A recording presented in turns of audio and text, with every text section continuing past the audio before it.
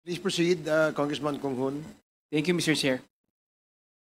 Mr. Mark Taguba, tatanong ko lang, paano kayo nagsimulang maging sangkot sa pag-release ng mga container sa Bureau of Customs? Um, Meron po akong tracking. So, ayun po, nag-process din po kami ng container. May broker din po ako. At yun si Irene naman, yun po yung consignee for hire, yung EMT. Itong tracking business na nabanggit mo sa affidavit mo, ito yung kay TJ Marceliana at Irene May Tatad na magkasama kayo. Hindi po. Yung tracking po is sa akin po yun, Golden Strike tracking. At yung EMT naman, yun po yung kay Irene, yun po yung ginagamit niya consignee. Tapos si TJ po, broker po siya. Accredited broker po siya sa Bureau of Customs. Sino-sino yung mga consignee na for hire na ginamit mo? Kasi madami yung ganyang sistema sa customs. Opo. Ang ginamit ko po ay yung EMT trading, yung Integrity trading, at saka yung RONSS trading. Doon sa affidavit mo, nabanggit mo na yung trabaho ng isang customs broker, pwede mo bang ipakipaliwanag kung ano yung trabaho ng isang customs broker?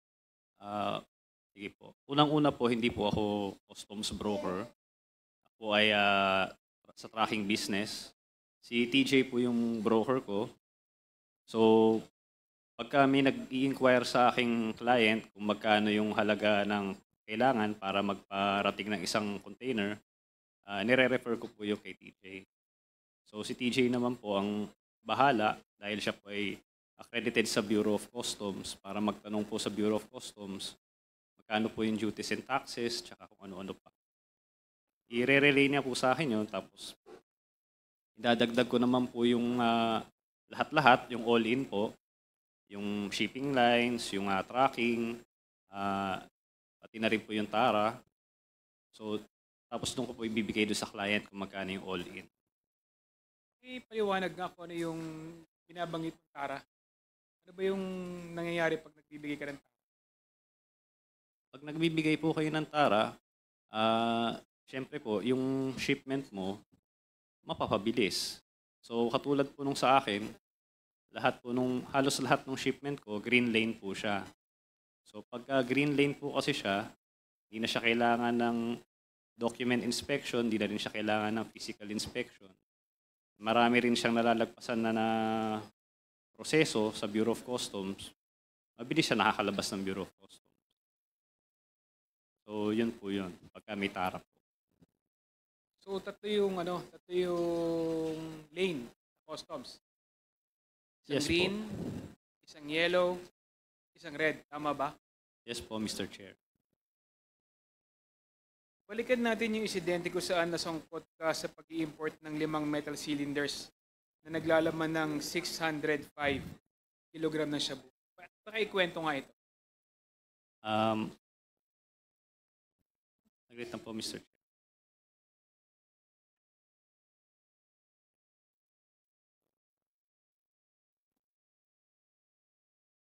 So, yung nangyari po kasi sa amin, is si Richard Tan daw po yung... si Richard Tan po kasi may-ari ng Hongfei. Siya po yung importer, siya rin din yung exporter, no? Yung EMT naman po kasi, dami lang po yan consignee for hire. So, siya talaga yung may-ari ng 5 metal cylinders na yun. So, hindi ko po kilala si Richard Tan, ang kilala ko lang po is si Kenneth Dong. So, nag-inquire po siya sa akin, nagbigay siya ng mga in-inquire niya sa aking list. Tinanong ko kay TJ, yung list po na binigay niya sa akin, wala po kasing nakalagay doon na 5 metal cylinders. So, alam namin, regular shipment lang siya. Regular general merchandise. So, ginawa ni TJ nung ginagawa niya bilang broker, binigay ko kay Kenneth Dong naman yung pinaka-all-in niya. So, yun po. So, nung dumating na po yung container, May 15 po siya. Dumating yung barko, May 15. So pagkadating po kasi ng barko, bago po siya mag-arrive sa port, nagbibigay po ng manifest yung barko doon sa Bureau of Customs 24 hours bago dumating.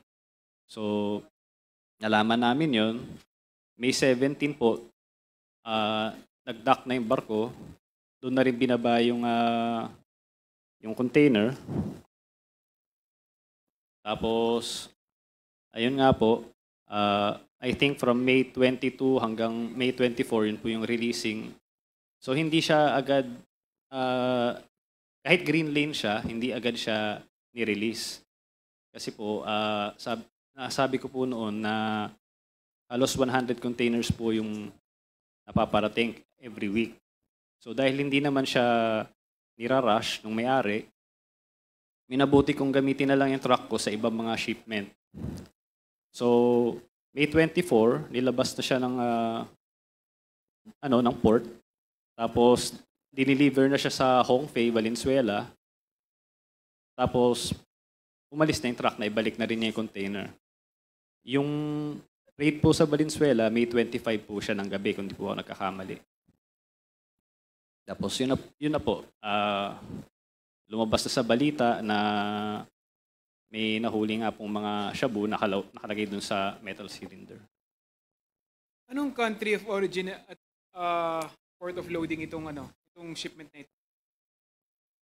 Ang nakalagay po kasi Hongfei China Xiamen Daosu Import-Export Company. So sa Xiamen po siya, China. Anong goods yung nakalagay sa nito? Nakalagay sa description nito? At kung ano yung declared value nito? Wala po kasi akong dokumento dito pero ang pagkakaalala ko po is cutting board, footwear, kitchenware, yun po, 4 po yun Wala po kasi akong document dito.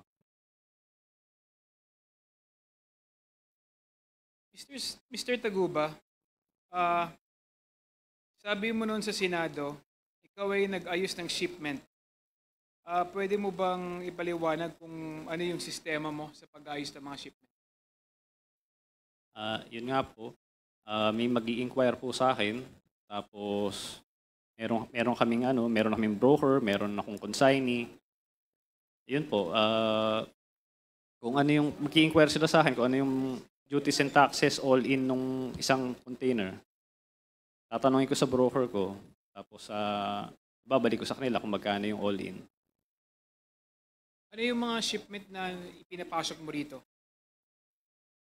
Mga general merchandise po Yan po, mga katulad po niyan, mga tableware, kitchenware, mga shoes po.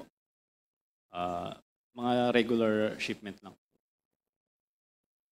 First time mo ba nasangkot sa yung mga shipment mo sa illegal na droga? First time ba ito? Opo.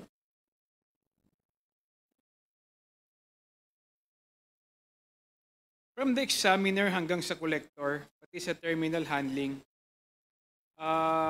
meron bang nakukuha kada container yung mga taga Bureau of Customs at umaabot pa ito sa commissioner? Opo, meron po. Magkano yung nakukuha nila? Hindi ko na po alam yung breakdown Pero yan po may iba-iba po kasi bawat departamento. Sino nag-impose ng TARA system na ito sa mga taga Bureau of Customs? Hindi ko po alam kung sino nag-impose, Your Honor. May kilala ka ba na nakinabang sa TARA system na ito? Nakinabang, siyempre lahat po sila yung sa mga taga Bureau of Customs po. Lahat po sila na binibigyan ng TARA. Nakinabang po silang lahat. Magkano kada isang container yung ibinibigay ninyo? Hindi ko na. Ang all-in ko po kasi 170,000 po So, pero kasama din po kasi doon yung duties and taxes tsaka shipping line. Siguro po pagka nakuha ko po yung mga affidavit ko tsaka dokumento ko, masasagot ko po yan. Nakakailan ka kada isang linggo na container na nailalabas mo na binabayaran mo ng 170,000? Umabot po ng 100 po kada isang linggo. Ano-ano yung mga laman nun? Ayun po, mga general merchandise po. So, saan at kanino ka nagre-remit? Iba-iba po. So meron, katulad nga po, nabanggit ko po sa Davao Group, isa po yan. Sa mga taga Bureau of Customs din po. So, yun po, mga nagre-remit po ako sa kanila. Ibig mo bang sabihin, pag hindi ka nagbigay ng tara, hindi lalabas yung shipment mo sa customs? Opo, kasi po, sila po yung may authority. Nung panahon po na yan, binuo po yung command center. So, yan pong command center, nasa kanila po lahat ng authority na mag-alert. Pero ayun nga po, dahil sila lang ang may authority na makapag-alert, tsaka makapag-release din ng container, nasa kanila din yung responsibilidad. Tuwing may, yan po, sa nangyari po sa amin, ganyan, dapat po kasama rin sila dito sa kaso namin. Paano pag halimbawa yung container mo legit naman? Okay naman yung mga nakalagay. Nagbibigay ka pa ba rin ng tara para doon sa mga container na legit naman? Opo. Lahat po ng container po, tingin ko po subject po one way or the other sa TARA system. So nagbibigay ka para hindi ka ma-harass, tama ba? Ayon sa iyong affidavit. Opo, yes po. Ano bang description mo ng paghaharas sa ng mga taga Bureau of Customs? Yun po, pwede nilang i-hold yung container, pwede nilang i-alert. Bigyan ko rin po kayo ng isang example. No?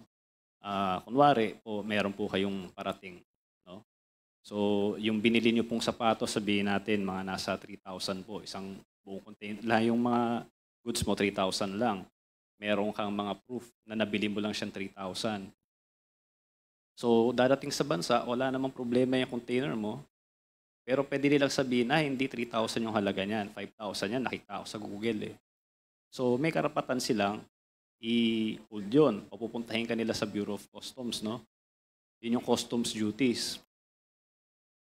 Ikaw naman, dahil negosyante ka, i-hold yung container, kesa anuhin mo yung kanilang napakahabang proseso, magbibigay ka na lang para makalabas yung container mo at makapagnegosyo ka. So nasabi ko po yan na tingin ko po, lahat mo ng shipment, dumadaan po talaga sa TARA system, one way or the other. Sino-sino yung mga nangaharas sa'yo? Pag hindi ka nagbigay ng tara sa customs? Ayan po, isa po dyan yung COMSEN. Ayan po. Kasi sila yung may pinakamalakas na sila lang yung time na yun talagang halos na consolidate nila yung authority na sa kanila lang lahat. Pero katulad nga po ng sinabi ko, sa kanila lahat ng authority, pero sa kanila rin lahat ng responsibilidad. Kaya hanggang ngayon, tataka ako bakit hindi sila kasama dito sa kaso namin. Mark, ilang taon ka na? 33 po. 33. Anong taon ka nung nasama ka sa ganitong klaseng trabaho? 26 po. 26. So, at the age of 26 years old, paano ka napasama sa Davao Group? Or paano ka nakipag-transact sa Davao Group? Ayun po, tulad ng sinabi ko, yung mga pangaharas, so kaya nilang gawin yon. So, ang ginawa nila, pinag-alert nila yung mga container ko. Ngayon, meron akong kakilala kasi sa SSPDC, si Jojo Bacod po.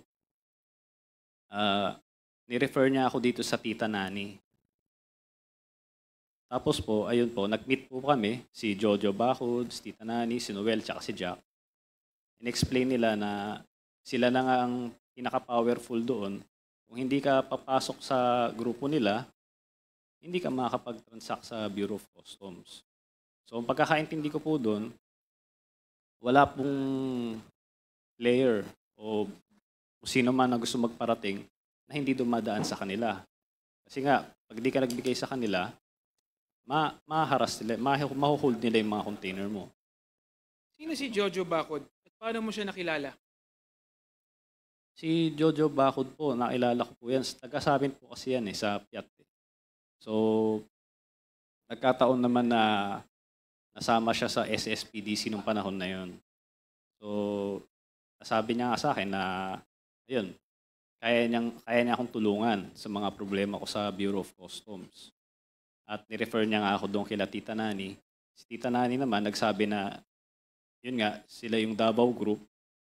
Ayun, kailangan pumasok sa amin kung gusto mo makapag-transact sa Bureau of Customs, kung gusto mo makapag-negosyo pa.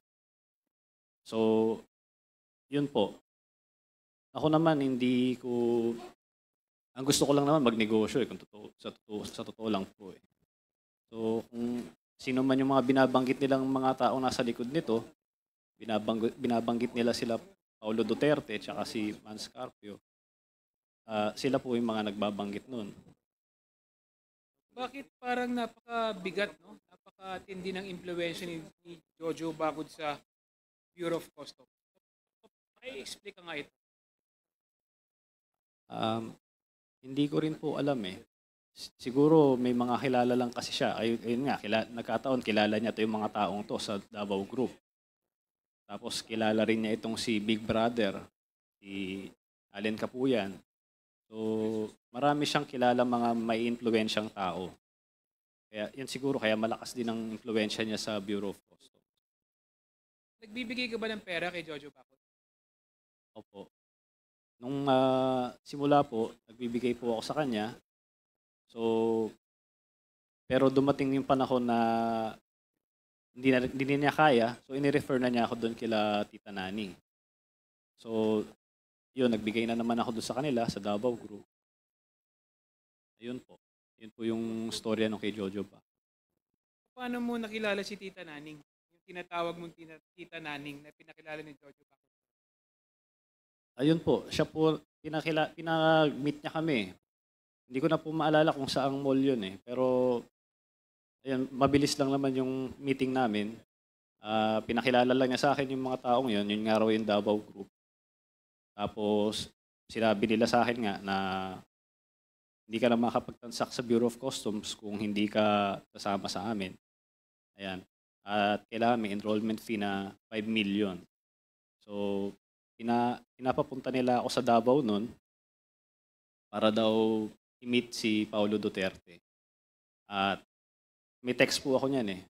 Ano po yan? Sinubmit ko po yan sa dati pa noon pa sa Senate investigation. Tsaka dito rin po sa Congress. So yun po yung ebidensya ko kay Tita Nani. Ayun po, lumipad po ako ng Davao noon dahil sa utos nila. At ibinigay ko yung pera kay Small Abellera. Sinundo muna ako ni Jack. Siya yung wala naman kaming doon sa sakyan. Sinundo kami Sandali ni lang, Jack. Mark. Dito muna tayo kay Tita Naning. Paano ka napaniwala ni Tita Naning na member nga siya ng Davao Group? Malay mo, sabi-sabi lang niya yun. Opo. Kasi po si Jojo Bacod, yun lang yung dahilan kaya ako naniwala sa kanila eh. Dahil si Jojo Bacod, matagal na rin namin kilala yan eh. So, hindi ko iniisip na baka niloloko lang nila ako. So, yun lang po yung naging basehan ko. Dahil si Jojo Bacod po yung nagsabi. Anong prueba ang ibinigay sa iyo ni Tita Naning na para masabi nga na talagang legit siya na member nga ng Davao Group? Ang pinaka-prueba lang po na maibibigay ko sa inyo is lahat ng transactions ko is naging green lane siya. Lahat po ng dokumento ko, pagka kinumpara nyo, puro pare-parehas. Puro 40,000 yung tax niya. So, kahit sino, pagka nakita yun, i-hold nila yun kasi bakit pare-parehas. So, yun lang po ang mabibigay kong prueba sa inyo na kung totoo ba si Tita Nani, yung Davao Group. Dahil tingin ko, walang basbas sa taas, hindi mangyayari yun. Hindi makakalabas yung ganong karaming container ng ganong kabilis. So, ibig mo sabihin, nung nakilala mo si Tita Naning, bumilis at gumaan ang buhay mo sa Bureau of Customs, hindi ka naharas sa Bureau of Customs? Yes, sir. Yes. Mr. Chair. Kindly wrap up, Congressman Conghun. Thank you, Mr. Chair. Mr. Chair, I'd like to ano na lang sa magsusunod na mag-interpolate. Thank you very much, Mr. Chair. Thank you, Congressman Conghun. The next to interpolate is Mr. Chair. Congressman Mr. Chair. Keith Flores. Yes, Congressman Very Visto quick. before Congressman Flores. Very quick with the indulgence of the Honorable Flores. This is for the Bureau of Customs. Sabi po kanina ni Mark Taguba, consignee for hire. Ito po ba, for the understanding of the Filipino people, legal, allowed, consignee for hire? Can we hear from Customs? Your Honor, Mr. Chair, good afternoon. That is not allowed by the Bureau of Customs, Your Honor. Precisely. But it has been the wide practice in the Bureau of Customs.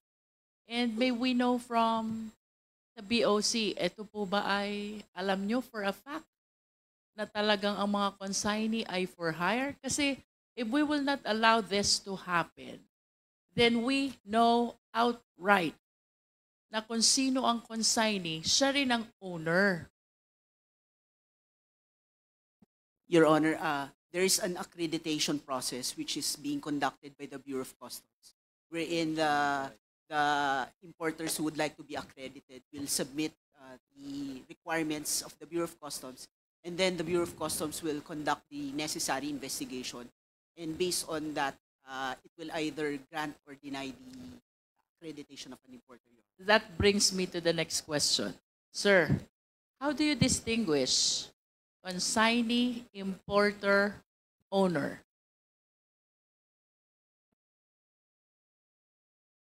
Your Honor, there is a regulation defining that, Your Honor. I'll just have to check the exact definition, Your Honor. I do not understand, Mr. Chair. It seems that all the containers are named after the name of the consignee. Since they are for hire, it seems to me, to us, ang mga dumadating na container, nakapangalan sa consignee. So how do you know who is the owner? Your Honor, the importers or the consignee will submit several documents, Your Honor. Regarding what?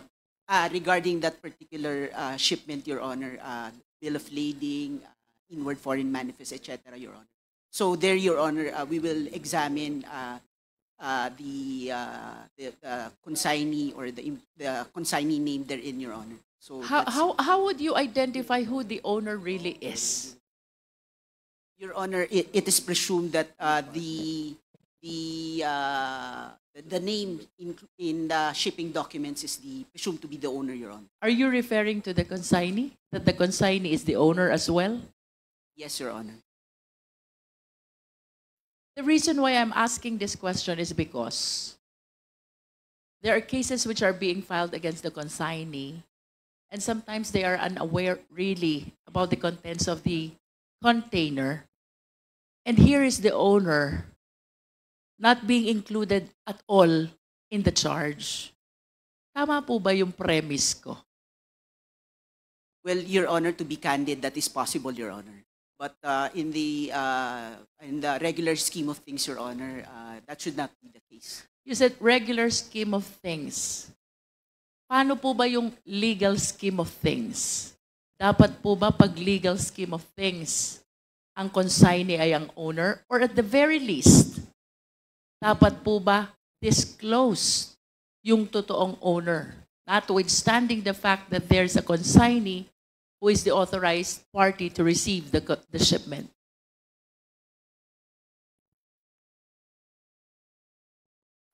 Well, Your Honor, I cannot definitely... Mr. Chair, the reason why I'm asking this question, suppose there's a contraband, shipment of illegal drugs. Etong si consignee for hire, she is not very much concerned really about the contents of the container. Kasi ang concern lang niya kumita, maghanap buhay. I am a consignee for hire. Binabayaran lang ang pangalan ko being the recipient of the shipment. Pagkatapos it was discovered later, shabu pala ang laman. The question, Mr. Chair, paano mo hahabulin yung owner? If you do not have the identity, the name of the owner of the shipment, why rely on the consignee? Why not require instead the owner to facilitate the document, assisted by the consignee? Your Honor, those issues are being addressed by this current management of the Bureau of Customs, Your Honor. And I suppose that should have been addressed long time ago. Yes, Your Honor. If we will be adopting the narration of facts of Mark Taguba, it's like we're going against the wrong persons.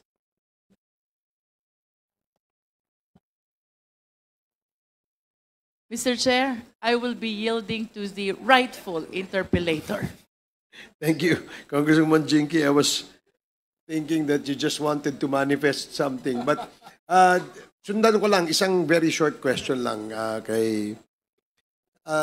there are reports that some consignees being used by importers are fictitious consignees.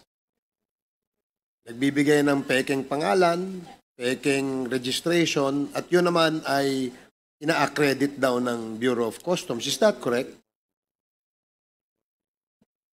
Your Honor, that should not be the case, Your Honor. But because there is a process of verification, Your Honor. But would you agree with me that siguro hindi ngayon, but in the past, ginagamit yung ganitong strategy? It is possible, Your Honor. So you have records to show that indeed there were fake consignees or owners of companies that was used as consignee sa isang mga importation. I don't have the records right now, Your Honor, but that is possible. Okay, sige. Salamat po. Yan. Now, I will now yield the floor to Congressman Keith Flores. You have 10 minutes. Thank you, Mr. Chair. Mr. Mark Taguba, when did you start, kailan ka nag-start na magpapasok ng mga containers? Anong year? Mga 2017 po yata. 2017. Pero yung pag-start mo sa 2017, hindi ka pa enrolled doon sa Davao Group na sinasabi mo? Hindi po. Hindi pa. Noong 2017, when you first started, ilang containers ang napapapasok mo? In a week? Hindi pa po ganun karami. Give me a number. Siguro mga 15, 14, ganyan. So 15 or 14. And the same process to, no? Pag inaayos mo, green lane siya. Hindi po. Ano yun? Hindi po lahat green lane, no? May Okay. dumadaan ng yellow lane, may dumadaan ng red lane. Ayun nga po. At nung December nga rin po noon, taon na yon, nagka-problema nga po, nagka-red lane po ako, halos lahat ng container. Kaya po naghanap po ako ng tutulong sa akin. So, sinabi mong nagka-problema ka, feeling mo inipit ka kasi hindi ka enrolled dun sa TARA system na sinasabi mo. Yes, Your Honor. Okay, so inipit yung containers mo, kaya all of your containers na pinapasok mo naging red lane, meaning strict ang pag-inspection sa mga containers mo. Yes po, Your Honor. So strict even if nagbayad ka na? Opo, harangin po nila yan, nagbayad ka na. Kahit bayad ka na? Oo. Marami silang pwedeng gawin. Pwede nilang pa x-ray, pwede na naman nilang pa 100% inspection. Marami silang pwedeng gawin na pwede pang haharas. So ipitin yung containers na pinapasok mo? Yes po, Your Honor. Okay, now, ang payment mo sa per container is 170 na mention mo kanina. Opo. Was that before being enrolled in the TARA system or after being enrolled in the TARA system? After na po yun. After. So, paano yung before? Magkano ang binabayad mo? Depende po yun. Nire-refer ko po yun dun sa broker namin. Average amount? Iba-iba po pero mataas po siya. Hindi Mataas? ako nagkakamali. Mga nasa 280, 300, mga ganun po. So, mas mahal yung payment mo nung before ka na-enroll sa TARA system. Yes, Your Honor. And wala pang assurance na pwede pang maipit yung containers mo, even if nagbayad ka na. Opo. Opo. Now, Sige, let's go to the point na na-enrolled ka na sa TARA system. Sabi mo may parang central command, tama ba yun? Opo. Na sila yung kausap mo. Opo, yung Davao Group po yun. Davao Group. Yung command center po, yun po, ang nag-establish po niyan sila, Commissioner File doon po nung time niya. Commissioner File doon. Yes po. Ang nag-establish ng command center. Command center. So, magkahiwalay na entity tong Davao Group and command center? Yan sabi mo? Kasi yung Davao Group po, hindi naman po sila nagtatrabaho sa Bureau of Customs. Okay. So, Davao Group is just an organization but not employees of the Bureau of Customs.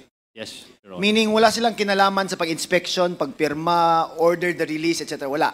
Wala po. Okay. But, kailangan kang dumaan sa kanila, sinasabi mo. Yun nga po, ano yun eh. Sinabi ni Jojo Baho, nirefer nila ako sa kanila. Nung nakamit ko sila, si Tita Nani, sabi niya, kailangan kang mag-enroll sa amin. Kailangan, parang ang aking intindi po doon, lahat po, kailangan dumaan sa kanila eh. Lahat magbigay ng TARA. Kung hindi ka magbibigay sa kanila, i-hold nila yung container mo. Kasi may command center eh. Ito yung enrollment na sinasabi mo. Opo. Yung 5 million ba ang sinabi mo? Yes, Your Honor. Ang 5 million na to is in relation also to the testimony mentioned, offered by Councilor Small Abellera. Tama ba yun? Yes, Your Honor. Yun ang pagtahi mo doon, di ba? Na you met with Councilor Small Abellera para ibigay yung 5 million. Opo. Supposedly para kanino yung 5 million? Yun, sabi nila sa akin, puntahan ng Davao, ibigay mo kay Pulong Duterte. So may text po ako noon. Pero nung pagdating ko po doon, hindi ko naman po nakamit yung So tao. never mo ring na-meet si Pulong Duterte? To be fair with Never the po. congressman? Never. Never. Opo. Okay, si Small Abellera nakausap mo. Yan po, opo. Kanino mo binigay yung 5 million pesos? Sa kanya po. Kay Small Abellera. Yes po. Siya lang mag-isa? At that time? Opo, ako, si Jack, tsaka si Small. Okay, sino yung Jack? Siya po yung isa kasama rin sa Davao Group. So, dahil wala naman akong kakilala sa Davao, first time ko pumunta doon at wala rin akong dahilan para pumunta doon. So, siya yung sumundo sa akin sa airport. At dinala niya ako doon sa restaurant. Kung saan kayo nagkita ni Small Abellera? Small, opo. At doon mo binigay yung 5 million? Doon ko po binigay. Okay, now enrolled ka na. Ano nangyari sa shipments mo after enrolled ka na? Ayun po, naayos naman siya. Maayos na ang pagpasok. Opo. Okay. Now, sino ang lumalapit din sa'yo para ipapasok yung shipment nila? Kahit sino lang? Yes po. Kahit sino na shipper? Kung sinong gustong mag-inquire, opo. So, hindi ko makuha to eh. You paid 5 million to enroll, yet ang payment mo for containers actually went down. Bumaba. Nagmura siya eh. Di ba? It's cheaper than the previous amounts na binibigay mo. Tama ko ba? Kasi po, yung duties and taxes nun, mas mataas po talaga. Doon sa first, before the Opo. enrollment sa TARA Opo, system. talagang mas mataas po talaga siya. Kasi itong sa 170,000 na to, hindi mo talaga siya magagawa ng legal eh. Kasi 40,000 lahat nung... So, footwear, tableware, katulad po nitong nangyaring to, footwear, tableware, kitchenware, wala pong tax na 40,000 buong container. Kung isang container yan. Oo. It should be more. Kung idadaan mo yan ng legal, Answer me. It should be more. it should be more. Dapat mas mahal ang taxes na babayaran nila. Yes po, Your Honor. Okay. Now, question. Kung may lalapit sa'yo na sabihin natin gustong pumasok ng 20 containers, you don't ask kung anong laman yan, di ba? Magbibigay sila sa akin ng packing list. Ang packing list may declaration ko ng laman. Yes po. But for you, you take their word na kung ano nakasabi doon sa packing list na yun, yun ang parang you will believe in. Yun ang that's what you will believe in. Yes po, Your Honor. Okay, so wala kang pakialam kung drugs ba yan, baril ba yan, mga illegal na mga gamit or something. Basta you just rely on the declaration of the shipper kung ano nakalagay doon sa dokumento. Kung drugs po yun, hindi ako papayag. Syempre. Of course, di ba? Opo. But kung hindi mo na pinapakialaman, you don't Opo. find out kung ano pa ang laman. Kung ano lang yung sinabi nila, yun lang yung paniniwalaan ko. Kung ano nasa papel na sinabi nila na used clothing or something like that, yun na yung paniwalaan mo. Yes po, Your Honor. And you don't go beyond the document that's given to you. Meaning, hindi ka na nag-iimbestiga. Sino ba to? Bakit siya mag-ship ng 10 containers? Sino ba to? At bakit ganito ang laman ng container niya? Hindi na. Wala na. Basta nagbayad sa'yo, basta inayos mo, okay na sa'yo. Yes po, Your Honor.